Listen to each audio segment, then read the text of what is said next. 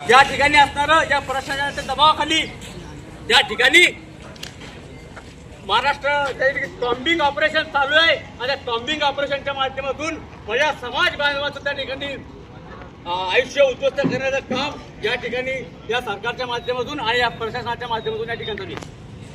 टॉम्बिंग ऑपरेशनच्या माध्यमातून माझ्या समाजावरती त्या ठिकाणी दबाव आणण्याचं काम चालू आहे। त्यांच्यावरती खोटे नाटे गुन्हे दाखल करण्याचं काम या ठिकाणी चालू आहे। हे गुन्हे तत्काळ मागं घेण्यात यावं, या त्या संविधानाची विटंबना करणाऱ्यावरती देशद्रोहाचा गुन्हा दाखल करण्यात यावा, यासाठी म्हणून आम्ही या ठिकाणी रस्ता रोको आंदोलन केलेलं आहे।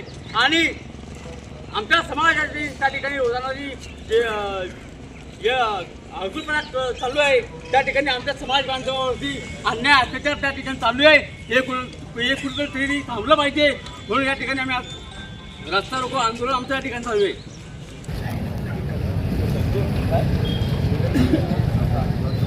या ठिकाणी असणारं